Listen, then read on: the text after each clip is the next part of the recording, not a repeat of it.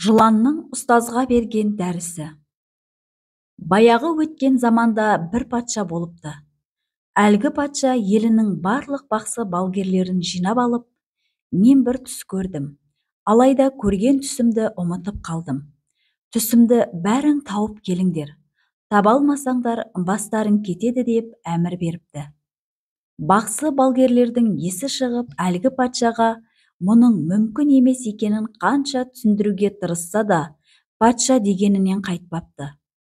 Сол қалада бір қарт ғалым өмір сүріпті. Айналасы әлгі қартты әулие деп сенеді екен. Бақсы балгердің бәрі жиналып кеп, әлгі әулиенің есігін қағыпты. Патшамыздың бір бұйрығы бар еді. Түс көріпті, алайда көрген түсін ұмытып қалыпты. Егер түсін таба алмасақ, бәріміздің басымыз кетеді. Бізге жәрдем ет, патшаның түсін тауып берейік депті. Ғалым да, мен мұндай тірлікпен айналыспаймын, бұған берер жауабым жоқ депті. Бақсы балгерлер жата жастана жалбарына бастайды.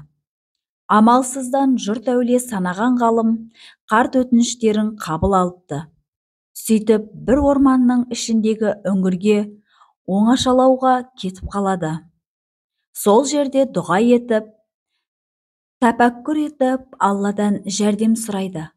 2 күннен кейін үңгірге бір жылан келеді де, әлгі қарт ғалымға: Аллах тағала дұғаларыңды қабыл алды. Мені саған жіберді.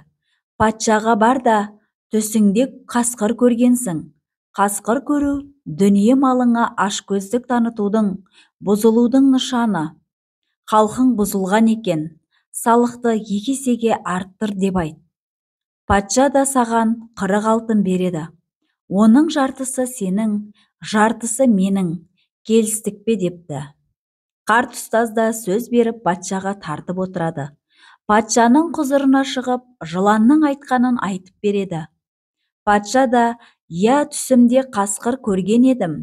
Демек жоруы осы екен ғой деп, салықты 2 есеге арттырып, ұстазға да 40 алтын береді. Қарт алтындарды алып үйіне келеді де, жылан алтындарды не қылсын, жартысын берудің не қажеті бар деп, жыланға берген сөзінде тұрмай, үйінде қала береді. Арадан біраз уақыт өткеннен кейін патша тағы да түс көреді. Бірақ бұл жолы да түсін ұмытып қалады. Бақсы балгерлерді жіберіп, әлгі қарияны алып келуге әмір береді. Бір рет тілегін орындадым, 2-ші рет мұны орындай алмаймын депті. Бақсы балгерлер де: келмесең, патшаға қарсы шыққаның боласың, босқа басың кетеді депті. Қартта ұялып қысылып, әлгі үңгірді бетке алыпты.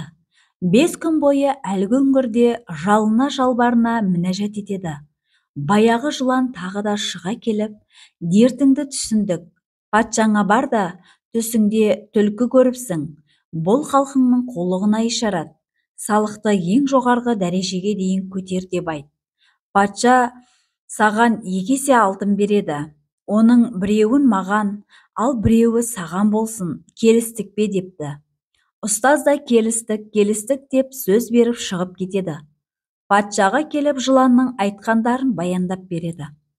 Патша да түсін есіне түсіріп, солай екен ғой деп, салықты ең жоғарғы дәрежеге дейін көтеріп, қартқа 2 есе алтын береді.